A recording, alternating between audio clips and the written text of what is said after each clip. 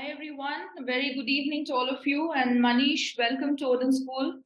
Can we have you on camera, please? Yeah. Hi, Shruti. Thank you for Great. I hope both of us are audible, visible. Can we have some confirmations on the chat, please? Yes. All right. Great. So as you all know, Odin Talks is one of the features that we have as part of the services in Odin School, where we interact with different industry professionals and help you understand what is actually happening, in the industry. What are the latest things happening? So today we have with us Manish. Manish, thank you for sparing your time, and looking forward to a great conversation with you today. Thanks, Shruti. Uh, it's a great for me to impart some knowledge to. I hope everyone is a fresher, right? Our participants. No, not everybody is a fresher. We have a mix of working professionals as well as freshers. Okay, Uh, okay. Probably around 30-40% would be freshers, but a lot of them are early working professionals and who are trying to transition into data sciences from different non-technical backgrounds as well. So one thing that connects all of us is data science. So we are all passionate about data science. We all want careers in data science. So that is the unifying force, irrespective of the backgrounds that we come from.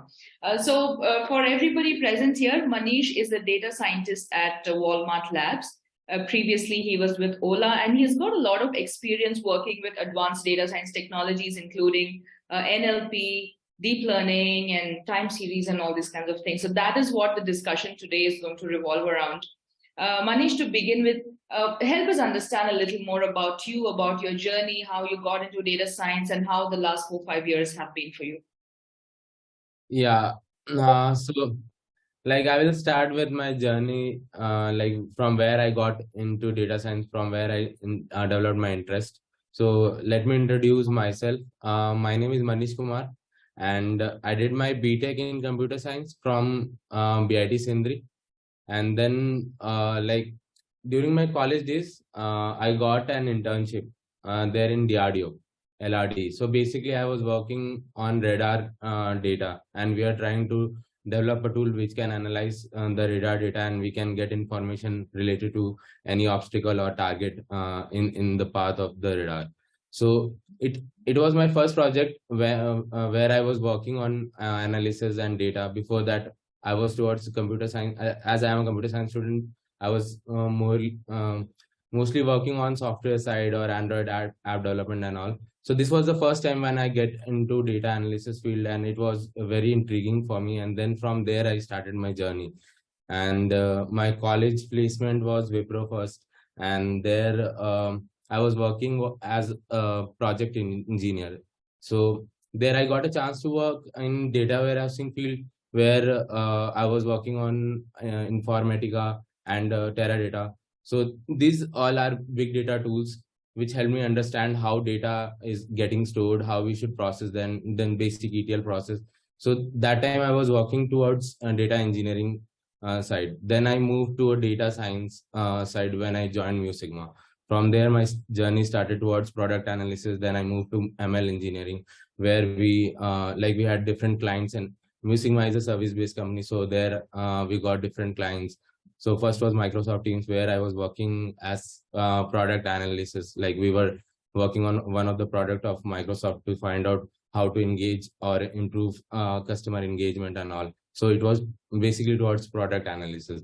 Then I moved to another client, which was a US electric, like a big electric company. So they had different problems. I worked with them for a long time, like 1.5 years almost. And we developed, worked on 3 different problems. One was related to gas, like gas burn prediction, how much gas will be utilized to generate electricity. Then there was electricity market prediction, how much electricity prices would be there in next day, so that they can optimize on that. Then there was how much hydrogen, how much we should actually reserve in our reservoir in hydroelectric power plant. This was one of the project which I worked on.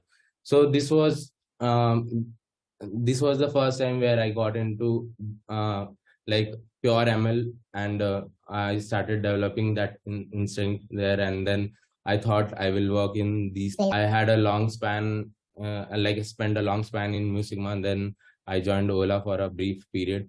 There, I was working basically towards A/B testing, rolling out offers, like which offers are working better for which customers, and which offers are actually increasing our customer engagement or reactivating users which are inactive. So all these aspects we were looking at, but it was mostly towards decision taking based on the previous or historical data, not towards ML. So I thought of switching from there, and then I moved to Walmart. Currently, I'm in Walmart, and I almost have 5 years of experience in data science. And here I am working in inventory management team. Here, basically, we work on any problem related to inventory, and we try to utilize ML or AI to solve those problems. So, like, we are trying to create a perpetual inventory. Perpetual inventory means like in like Walmart, the stores are very big, so you have to maintain the adequate amount of um, uh, like inventory to sell. But a lot of times what happens, whatever system inventory is showing is wrong, because of thefts, because of throws, or maybe a lot of items get like outdated, so we have to throw that. So sometimes miscalculation or mishappenings happen, and due to this, inventory becomes wrong. So it's very difficult to maintain that inventory constant, so that automatic system can work. Whenever it goes below a certain level, it should automatically fulfill that order, place that order with third party, so that Walmart get that inventory in time. So we are trying to create such a system, but that contains a lot of problems and complexity. So that is one of the things which we are working on in Walmart. So that is my basic journey, how I started my journey from computer science background and moved to a data science, from data engineering. So I have been to all the places, so that to understand how this whole data science or data analysis field works. Yeah, so that's the brief introduction about mine. That's good to know. Something that's within the last 5 years, so many examples of problem statements that you worked on from different industries, right? You went from hydroelectrification to the retail and logistics, and so many. I mean, the applications of these technologies is agnostic to domains.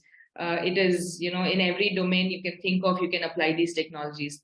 So Walmart being retail, right? How specifically is there a difference in the way these technologies are applied in the retail domain as compared to anything other domains? Any specific challenges that you have come across? How is retail sector unique in terms of as a domain in terms of analytics and machine learning when compared to other domains? So like machine learning and deep learning, NLP, all these are basically tools. So a lot of problems are there. These are basically tools which we can utilize to solve a problem, and these are not domain agnostic. So whichever domain there can be a different problem. Deep learning and NLP or ML or different algorithms which are there in the market are basically trying to solve specific kind of problems, and it can be of any domain. So it's not that it's very different in retail. Yeah, definitely the problem statement or the type of architectures which we use in retail can differ based on domain, but basically the underlying concept remains the same with all these tools, and we basically try to find the best architecture which is working for our problem, or best ML algorithm which is working for our problem. So for example, in retail sector, I can give like there are multiple places where we utilize ML in general, not only deep learning or NLP. Like simple machine learning algorithms are also there which we utilize in day-to-day life. So for example, when we search a product, so there also, when you are writing a product, it autocorrects come. That also uses an NLP underlying to correct that word, and search similar products related to that. That also contains NLP underlying, and NLP can utilize deep learning also to deep learning is basically a tool which can be utilized in NLP also. So NLP is just a section of deep learning where we try to handle text-based data or speech-related data, which is sequential data, or like the language, basic transactional language which human uses in day-to-day transactions. So we try to replicate that through machine. That is what we call natural language processing. So in smart search we use, then in recommendation engine, whenever you buy some product, you get a suggestion that suppose you buy an iPhone, then you get a suggestion that you need a cover. So that requires a recommendation engine, and it can utilize multiple algorithms in the backend, like deep learning or whatever review information, or like customer reviews are there. From based on that we can get the intent, like how the product is. Based on that we can recommend whether the person likes a cheap product or a reasonable product rather than quality. We can suggest such product to them. Or a person who likes quality more than the price, then we can suggest quality product to them. So based on this different recommendation engine can be used. But in day-to-day life we can see that these all prevail in a lot of our decisions. Even study shows that from a McKinsey that 35% of the purchases which we make online today are suggested by recommendation engine. And even the entertainment programs in Netflix and all, 75% of the people watch these suggested videos or shows from the recommendation engine only. So these AI and ML products are actually influencing a lot of decision in our day-to-day life, if we see. Then there is a price optimization. In retail, what happens, you have to store inventory in your like Walmart has a huge presence in terms of brick and mortar, so we have to like maintain that certain level of inventory. And a lot of time if the inventory is not getting sold, then it is a price to Walmart, because another product which can be sold at a much higher rate and can produce much more revenue or profit can take that place. So we have to optimize the price, and during that time we can reduce the price or roll out offer to make that product get sold out. And like such kind of price optimization happens in retail, and there is market basket analysis and comparison with other competitors. All these things are there in price optimization, and a lot of ML and AI products are developed around that. Then you can think of churn prediction, customer churn prediction. So if you can predict beforehand what all customers are there and who are going to churn, you can actually target them and produce any like you can have a targeted campaign for them, so that those customers don't get churn, and you can have like you can convert them also into revenue or a profit. Then, as I said, in inventory management, I am already working there. In inventory management, if we can predict on forecast like how much item is or inventory is going to get utilized, and we can buy before, and then that is a great optimization. And also Walmart has an initiative where you can buy products 7 days beforehand, like 1 week beforehand. So for that, we need to know what will be the inventory 1 week before. So we need an AI ML tool for that to predict those, because we are trying to serve something which is we don't know in future. So in such cases, AI and ML is very helpful. Then, of course, chatbots, you people must be using the customer services in many of the applications like Flipkart and Amazon. And there is an automated response from their side now, like a lot of chatbots, like a lot of requests, customer service requests is now being handled by chatbots. So it has increased our efficiency. So that is also a very good example of basically NLP getting used to improve the customer experience. Then there is a fraud detection. A lot of transactions are going on. People try to do fraud with these systems. So AI and ML comes into picture and try to help us predict this fraud detection. So these are the broad categories I talked about. There are many applications, many things which are going on in retail sector, even related to image processing.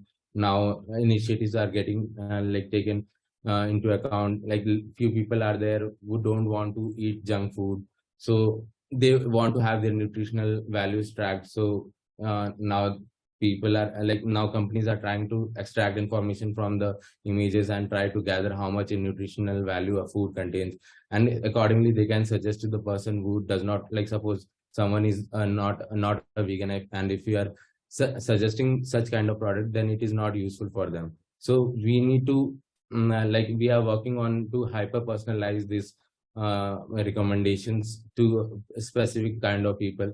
So this is another, this is the future where we are heading towards. So all these are the application of AI and ML in these retail sector, and there are many more. If we talk into detail, then there are at every step we can utilize this AI ML model in retail. Manish, I'll take one pause here. Manish just gave so many examples, right? So many applications of AI and ML in retail. Can we have some of these on the chat, please? Could you just kind of type in the different things, whatever you remember from what he just spoke? I mean, those were really good applications that he mentioned. Customer churn, fraud detection, inventory management, chatbot, image processing. Yes. Recommendation engine, yes.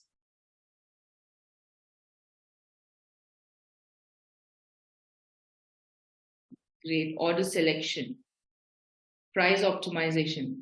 Okay, great. Thank you so much. So we're now confident that all of you are actually actively listening to the discussion. Thank you so much. Manish, coming back to you. Now there are, so many advances happening here. There are two words that we keep listening to, right? One is NLP, natural language processing, and deep learning. Kind of help us understand what these two are. Applications, of course, now we have a kind of idea about how these are explored. What are these actually? When you say deep learning, what does it actually mean? Okay. So I will try to explain in layman language. First, I will start with the basic definition. So in deep learning, we how our brain works. It contains neurons, right? And every neuron is connected to another neuron. In a similar way, we try to replicate that neuron architecture in computers. And how we do that is one neuron represents like a simple linear function. You can say x, y plus z. And that neuron, small neuron, takes an input and release an output. This is a activity of just one neuron. When we arrange these neurons into a structure, and every neuron is taking an input and outputting some result to another neuron. So in a way, this creates a mesh kind of structure how we have in our mind, like neurons. And it's finally try to create some patterns or information from the past data, from that whatever data we are trying to feed in, and whatever output we want as a result. So during training, this input data get converted into a lot of operation happens, a lot of small functions get converted into our final output, and that output we try to find out whether it is working fine or not. So this is the basic process which happens in deep learning. I will get into details what all types of deep learning is there, and where we use it. So that time maybe you will get a much more clear idea. So basically, you can say that it's a mathematical functional models where we try to put data and we try to learn the pattern and save that weights. We try to change that weights of all those functions where we have x, y plus z. So these x and z, we try to find what is the optimal weights for this each neurons. And once we find that optimal neuron, optimal structure for a whole deep neural network, that is what we want as our model. Like the output which get created, then we try to find out whether it is working fine or not from different metrics, and then fine tune. All these processes are there, but that is the basic functioning of it. So there is different branches of deep learning. We try to utilize it in image recognition, then natural language processing, then speech recognition is there.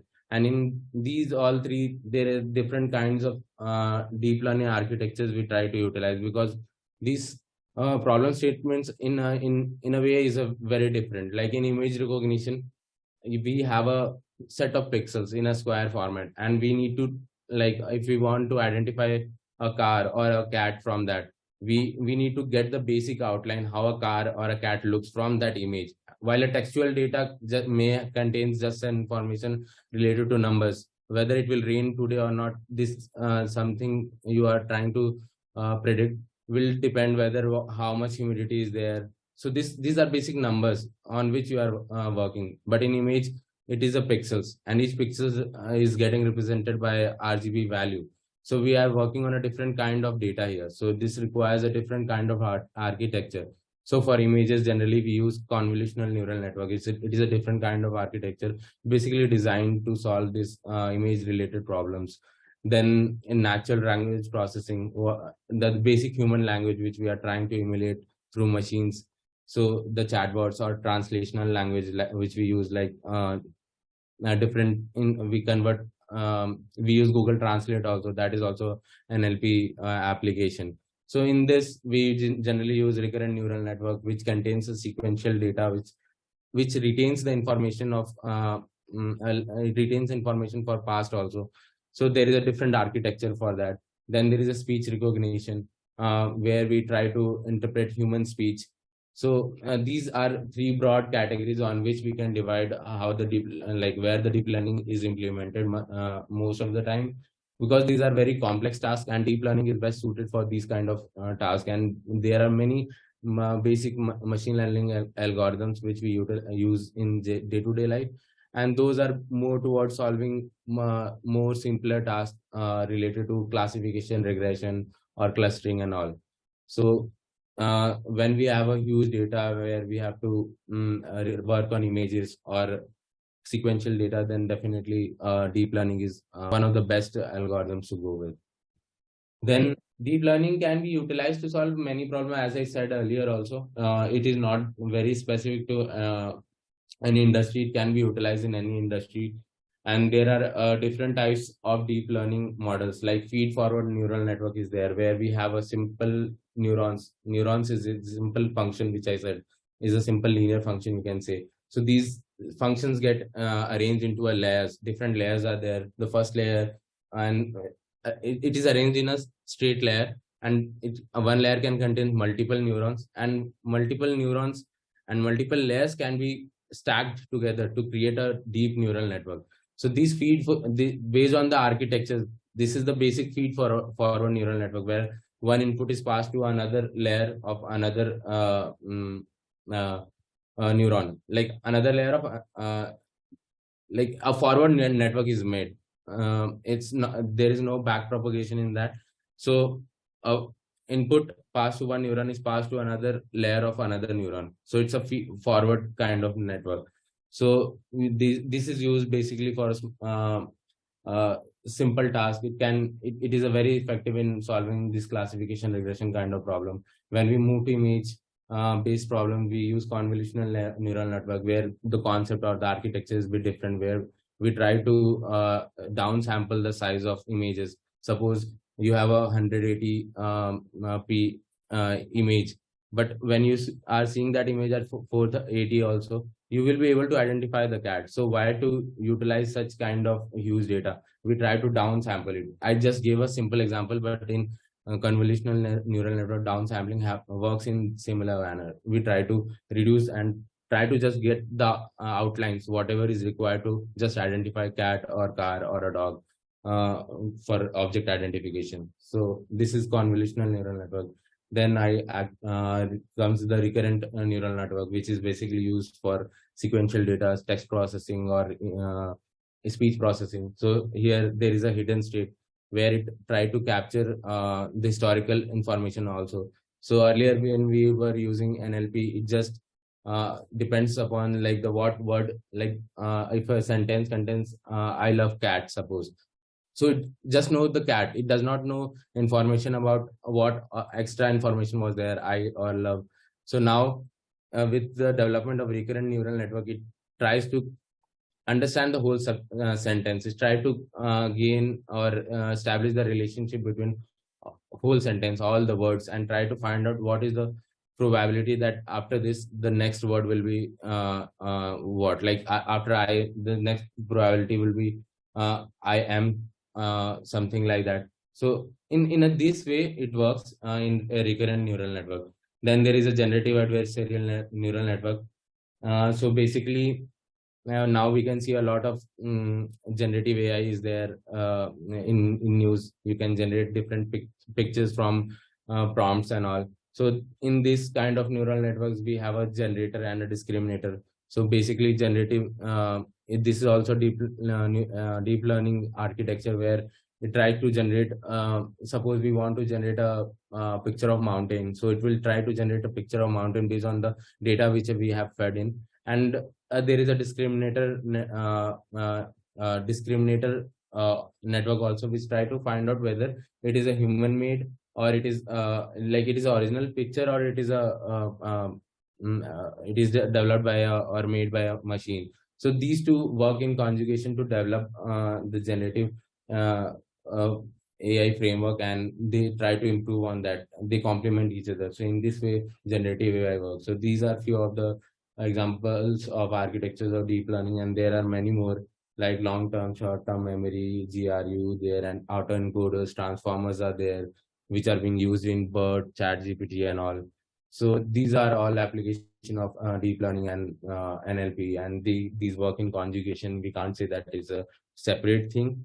Deep learning is just a tool. NLP is one sector of the like which we are trying to solve. It can use deep learning or generic algorithms and all. So that's about it related to deep learning. Now, coming on NLP. So as I said, like in retail, basically we use for text classification, sentiment analysis, then question answering also, like chatbots, which we use with customer care. Then even now, a lot of e-commerce websites is getting translated to other languages. So that is also using NLP in under the hood to do that. So it is actually helping to improve our customer experience. So that is one part. Then there is a little bit overlap also between the NLP and deep learning. Like deep learning models, like recurrent neural network or transformers, has a very big impact in development, in terms of development in NLP field. So these are the two of the biggest development in you can say NLP field, which we can see now. A lot of ChatGPT, BERT kind of models, which underlying use this transformer kind of model is coming into the market, and a lot of chatbots are getting developed. So NLP is the future, and basically it is going to like a lot of development is still going on. And ChatGPT 3.5 has been released now. 4 is getting released.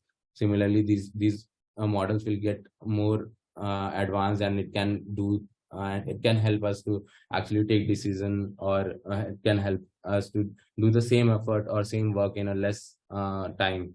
So that's about NLP in like in generic. So yeah, let me know if you have like any another question. I'm just talking about like these concepts at overview level. So yeah, let me know if anything I'm missing. Right. Okay, so there are a couple of questions that we can take, Manish, at this point. First is, for somebody who, for data analytics, is the knowledge of deep learning and all essential? Kind of my understanding is a lot of data analysts kind of work in teams that are working on deep learning. You specifically might not, this is a question from one of the attendees. You specifically might not be working on a deep learning technology, but you might be part of a bigger team that works on it. So when you go for interviews and all that, although they'll not expect you to start implementing these technologies, a basic awareness of what is deep learning, how is it applied, what is NLP, if you're able to talk a little bit about it in the interviews, that gives you an edge, right? Because you kind of have some kind of an understanding. It comes across as you're somebody who can be trained in these technologies. You're at least curious about these technologies. So that is why this kind of exposure on these advanced topics also, although you're not expected to have an expertise in these topics to get a job as a data analyst. Manish, if am I right? Would you want to add something to that? You're absolutely right. So data analyst job and data science, like job profile, has a difference. Data analyst is basically, they need to take decision. It's more towards business plus like data analysis.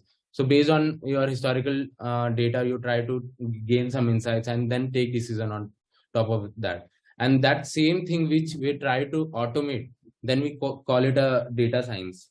So data analyst, if you want to move toward data science, then start with data analysis. I also started with data analysis only. Then I came to know about how things work. Then you can go to the next step where you can automate that decision making process using ML or AI.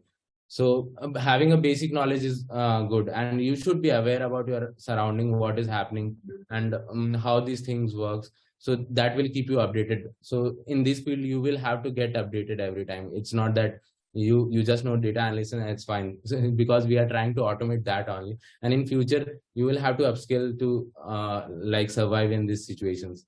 So Right. yeah.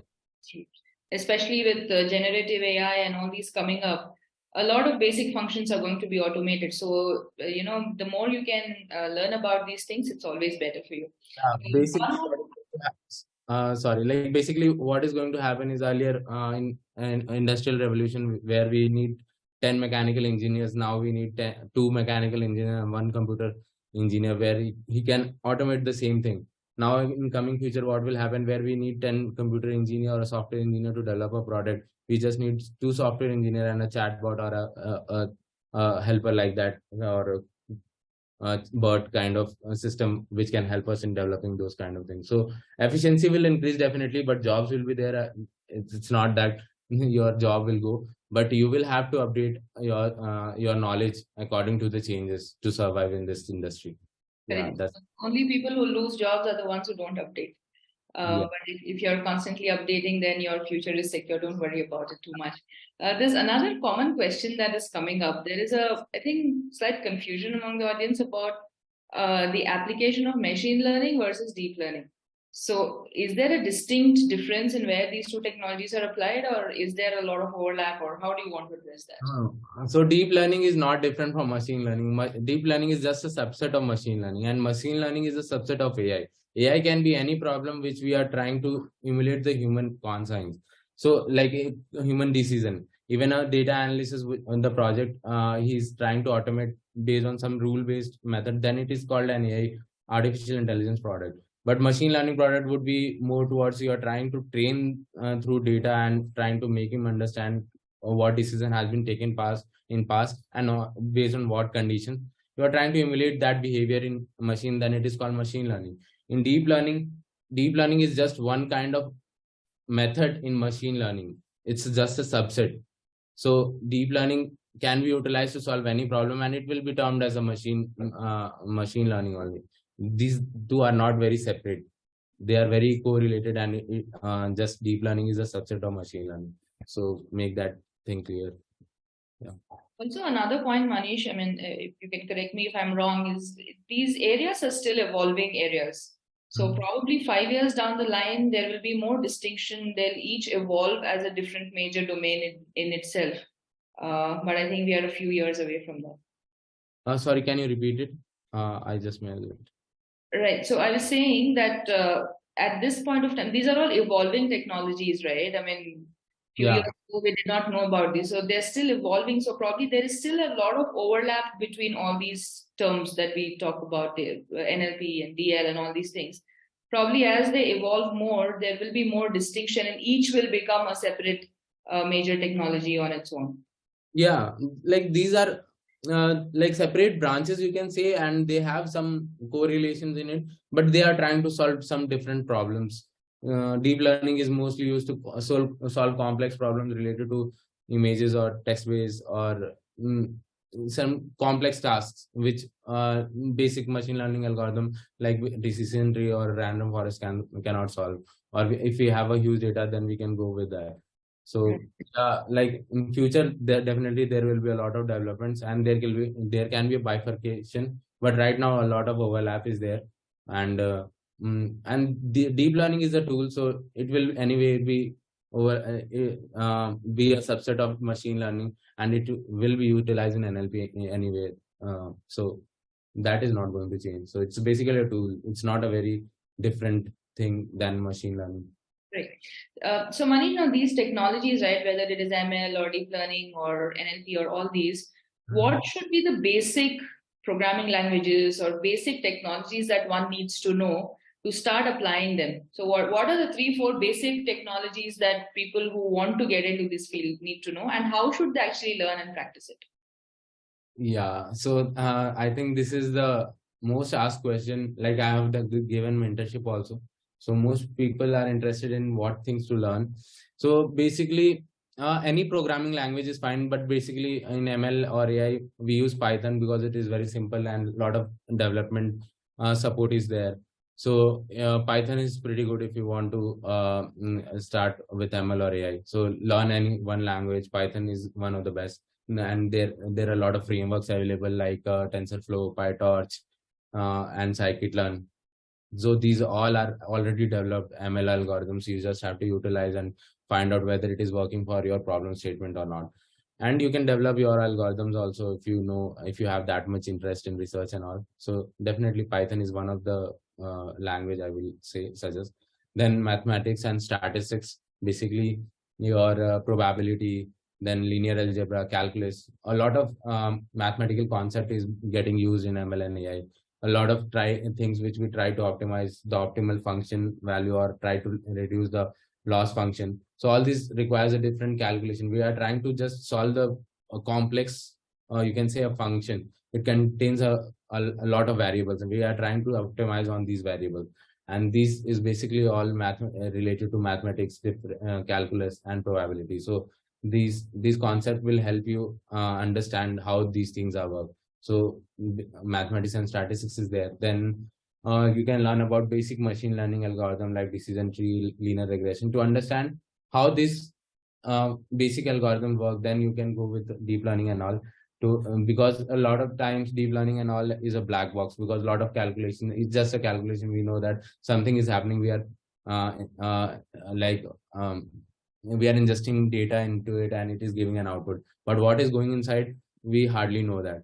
So there are many algorithms which we use in day-to-day life so that we can justify what we are trying to do, like decision tree, linear regression. There we can understand things. So develop some understanding from there, and then move to some complex machine learning algorithms like deep learning or NLP.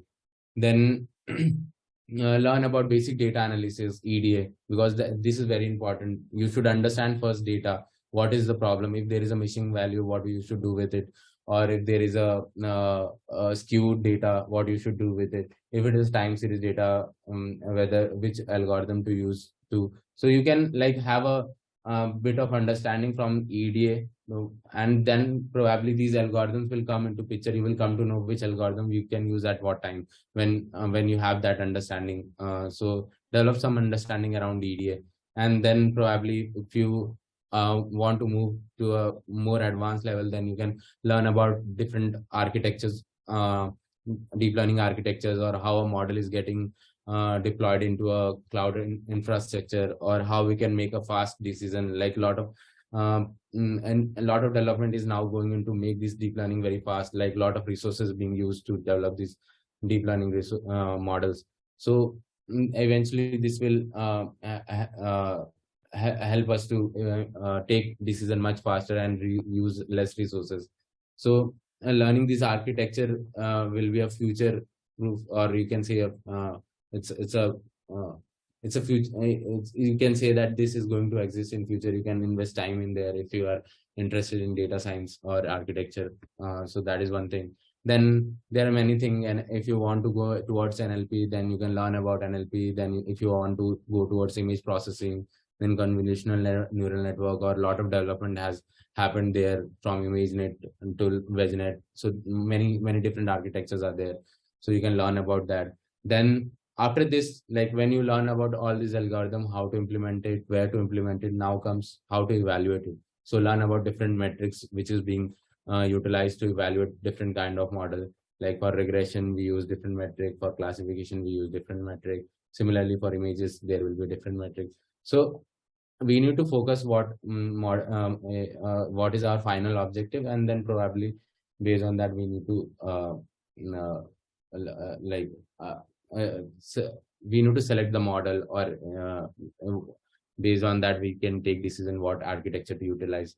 So these are basic things which you can learn, and you can probably develop the whole understanding. And even if you don't learn the whole process, it will at least develop an interest. It will help you develop an interest, and then probably you can deep dive into it. There is a, like in data science also, there are many bifurcation, and a lot of development has happened. You can choose any of the fields. So Right. so these are the basic technologies, I would say, or basic things which you can learn to start your career in data science. So just to summarize, Manish, so math, statistics, probability, linear algebra, that is very much needed. Good with Python programming, that is very much needed. SQL databases is another aspect that is needed. So these are the very, very fundamentals. And then building on these can be understanding ML and whichever area further interests them, whether it's NLP, they go towards that, whether it's ML, they go towards that, learn the different algorithms and all that. But all these advanced technologies are fundamentally built on SQL, math, and Python. Am I right? Yeah, I missed one thing actually. SQL. SQL is also, like, if you want to crunch data, definitely you will need a SQL. So that is also one of the important things. But yeah, it's an easy language, and you can just learn in 10 days. So that's one of the best thing to do. Right. There is another question that is coming up repeatedly by multiple attendees today. They say if you start with data analysis, and then you can go on towards becoming data scientist and machine learning experts and all that. So if somebody is starting with data engineering, what is the growth path for them? Where does if they start with data engineering, where does that lead them? So data engineering is a bit different. Like a lot of time I'm in Walmart, so being a data scientist, a lot of time we have to do learn this data engineering aspect also. But there are data engineers who are working specifically on data gathering and doing some transformation on data and all. So these all things are being done by data engineers, like getting deployment, like getting the data, deploying the data, scheduling, how the things work, or the architecture development. So basically data engineering works in that domain or aspect.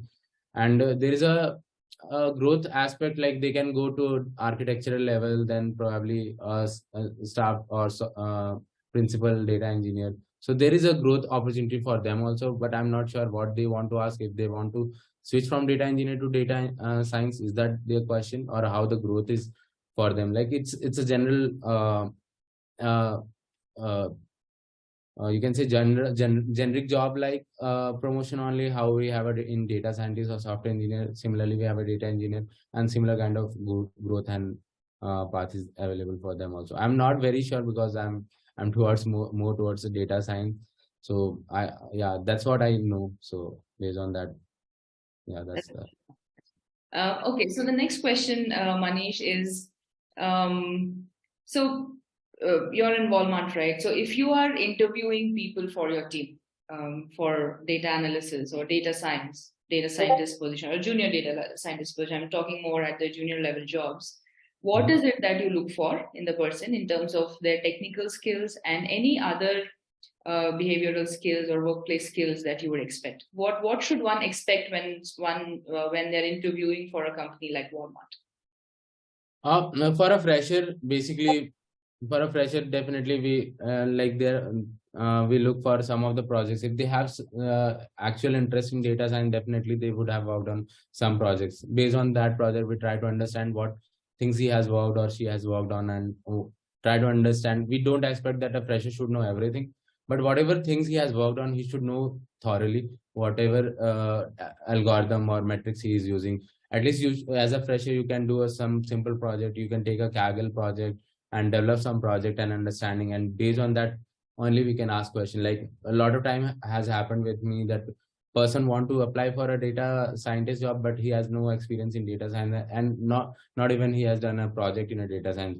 So it doesn't matter if you don't have an experience in data science. Even if you have interest, you can develop a self project or do a Kaggle. There are a lot of projects or examples available in online platforms, and you can do any of those projects to develop a basic understanding how to solve a problem. All other things are basically tools you can learn on the way. You should develop a understanding how you should think about a problem in ML and how you should try to solve that. So we are like a diagnostic, how a doctor diagnoses a disease. We are trying to just like diagnose about a problem, how we can actually find a solution to that problem, what all things are there where we can automate. So these are the basic things. Yeah. Sorry, I actually forgot what I was trying to say. I wanted to say something. I will say meanwhile if I got to. Sure. So essentially, what you're saying is their project work matters a lot, right? And most of the questions would be probably revolving around what kind of work they've done and whether they have the problem-solving mindset. Yeah. So like develop that mindset rather than like thinking how to switch. So you should develop the skill first. Definitely you will get that job. So try to develop that skill first.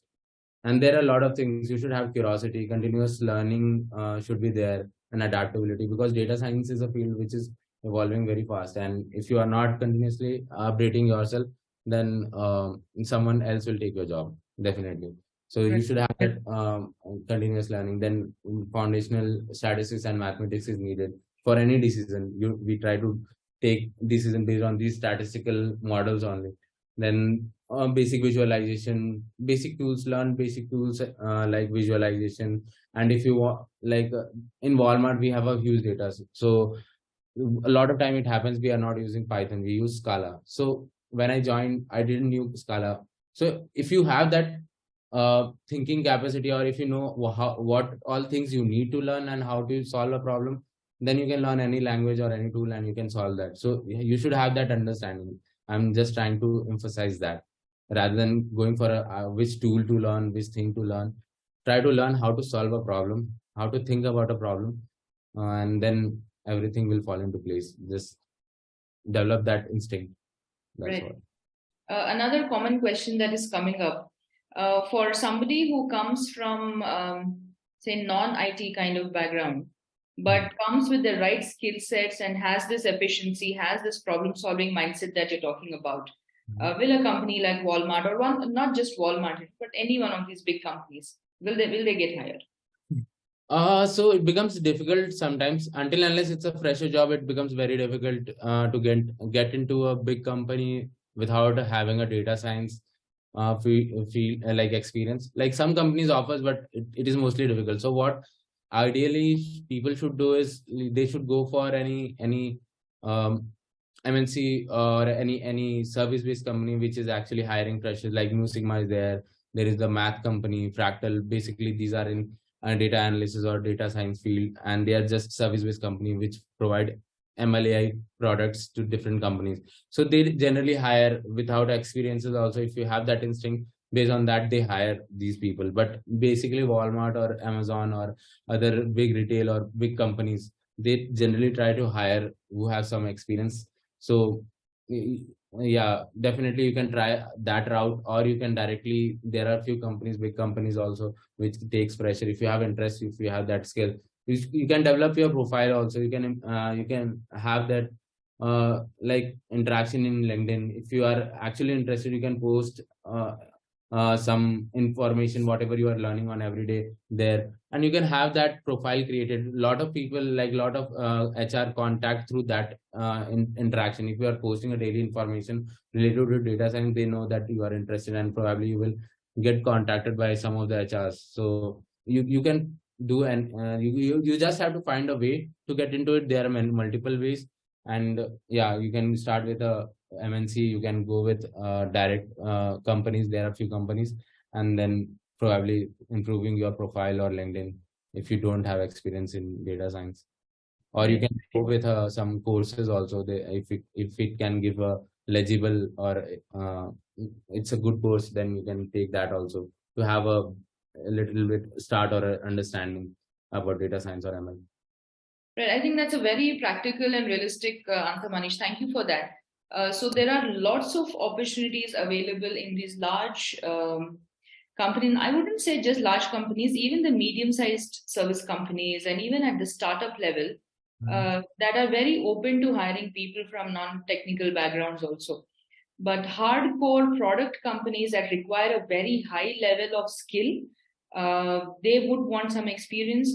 But then it doesn't mean that that those companies are not for you. If you get some experience in these service kind of companies, then your next step can be a company like Walmart. Yeah, this is what I did. I started my career with Wipro, so Right. then I progressively, like I moved the ladder progressively. So yeah, that's what I did. Yeah, and that is, I think, the best way to make it, Yeah, right? Great. learn it from start. Although it will be a struggle initially, but you will come to know a lot of things. The learning curve will be very fast if you do like that. Exactly. So I think the initial 2 to 3 years after you make the transition, Yeah. no matter what background you come from, the first 2 3 years, if you can actually pick up these technologies and strengthen your skill profile, then it's easier. For fresher, I would say like for first 2 3 years, just focus on development or understanding or learning. Don't focus on salary. Don't run behind salary. Try to understand, like try to learn the skill first. If you know the skill, salary will come behind you. Like you don't have to run behind salary. So that's what I'm trying to say. A lot of people jump behind salary and they don't contain that knowledge. And what happens? They stuck in that environment. So try to improve your knowledge first and think like when you get that confidence, yeah, I should get into this company, then you should try and get to that level. You should be confident enough where you are staying. It should not that you jump and you are not able to handle that job profile. Right. Very true. Another common question that is coming up, Manish, is so where do they find these kind of projects? So Kaggle is one platform where they can pick up projects across different domains and work. Are there any other websites that you're aware of where they can find projects to work on? Yeah, so I think like people can have their personal projects also. There are many data set. I don't remember the website right now. There are many university initiatives where a lot of open source data is being published. So you can utilize that data to solve any problem. There is a one whole data set which contains different item identification. There is one whole data set related to just mountains or just space related photos. You can utilize those to develop any of your interest. If you have some interest, you can develop any projects from those.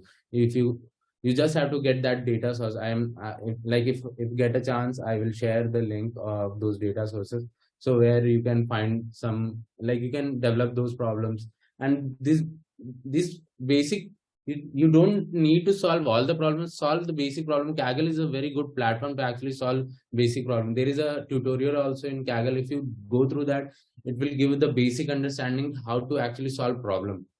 It's not about machine learning, it's about how to solve problem, how you can instantly take a Kaggle competition and you can solve a problem. So that is also one of the best thing. I also started with that only, so I just remember that only in terms of problem statement. But there are many data sources available which you can utilize to solve any problem. If you feel like there is a one problem and I need a data for that, then sources are available online. Right. Another question, probably is the last question, and then we can wind up. Um, what is the importance of domain knowledge in a field like data science and to become a data scientist? Now, you come from a computer science background, but you've worked across different domains, Yeah.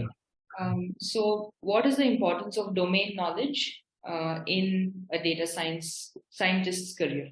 Yeah, that's what I was saying. You will have to develop your problem solving skills. So domain, it happens. Like right now I'm in retail. Before that I was in transport, Ola. Before that I worked with energy company. Before that I was with product analyst in Microsoft. So I like different domain I have worked with. It's not that it's very difficult to change domain. It's just that when you are working, you have to think the problem according to that domain. Some domain will have a different problem. Different domain will have a different problem. Yeah. So essentially, what Manish was saying is the ability to solve problem, no matter which domain. That is what is more important. So I think that kind of answers some of the questions here that are coming up on domain. And see, domain knowledge is something that will come with experience, right? So for somebody who's directly entering, if you come from that domain, it's definitely an advantage. Is it a deal breaker or a deal maker? Perhaps not, because that depends on your problem solving abilities, right? If you have a lot of domain knowledge and are still not able to solve basic problems in analytics and ML, then probably that can become a bottleneck for you. So yes, domain knowledge is necessary, but that's not the only thing. Yeah. So yeah, I was saying the domain knowledge is not very important.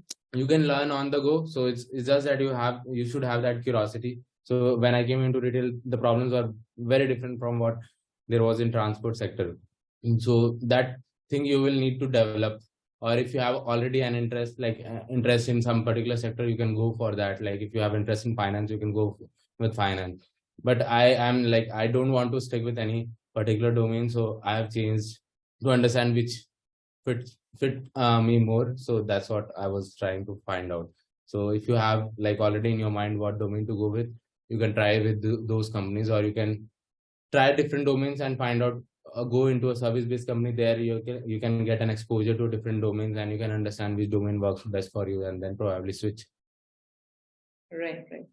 Okay, Manish, there's one more question. I'm sorry, I thought the previous one was last, but I would like to take this. Okay. How does one decide between data analyst, data scientist, data engineer? If somebody wants to start out in this space of data, how do they decide which specializations to pick? You started somewhere else and you kind of transition, so probably you can speak from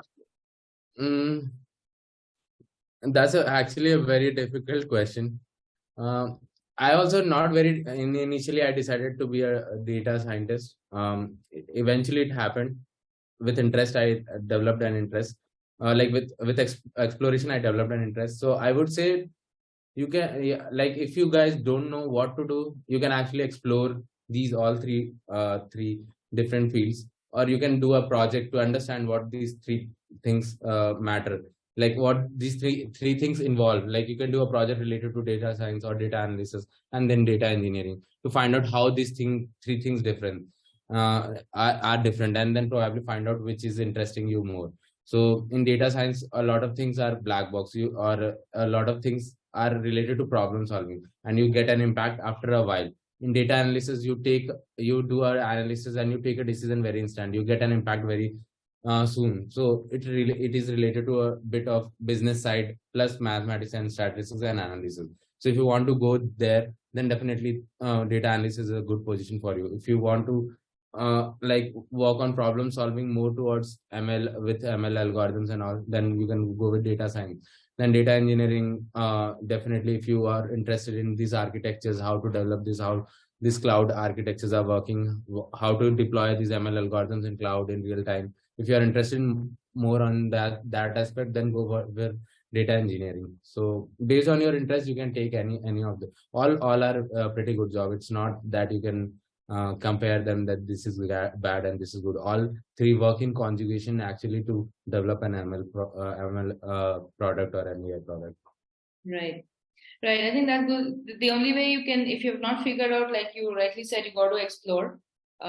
Get your hands dirty in all the three areas, and then it's not about which field is better or how do I choose. It's what are your skill sets more aligned towards, because all the three areas have good growth prospects going forward. So Manish, any last parting words before we wind up? Any suggestions? Probably just a quick conclusion. Yeah, just that like we talk a lot about deep learning and neural networks and all, but it has a downside also. A lot of times I have seen people are so intrigued by this deep learning and NLP models and all, that they try to solve a simple problem with this complex algorithm. And I would suggest to actually, if you can solve a problem by a simple way, go with that. Don't try to overcomplicate things. There is a like a say by Occam Razor rule is there, who says that the simplest explanation is preferable to one that is more complex.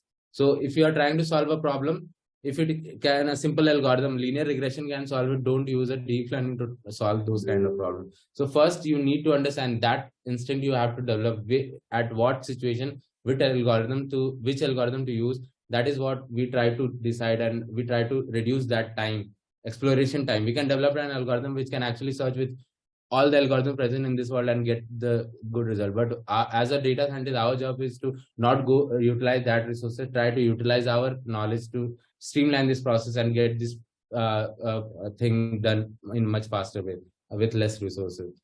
So that is one thing, yeah, I would say. And just be curious, try to learn things, and whatever interests you, then probably first explore. If you are confused in your life, just first explore, and then try to find out whatever is best among that, then go with that, I would say. Right. Yeah, that's my just suggestion, generic suggestion. Yeah, thanks Manish, thank you very much. We've come to the end of the session. I think kind of we have answered a lot of questions. Non-IT to IT, yes, you can transition. There is space. A lot of service companies that are looking. I think most of the questions are there. So please do not be insecure. You're in the right place at the right time. Lots of jobs available. Just streamline your skill sets, develop that problem-solving mindset, and the industry will take you. Thanks, Manish. We'll look forward to having more discussions with you in the future as well. Thanks for your time today. Thanks. Thank you. Nice to meet you. Lovely talking to you too, Manish. Thank you so much. Thanks, everyone. I hope it helped you a lot. I'm sure it does, and we'll be back next Friday with another talk. So meet you again then. Okay. Thanks.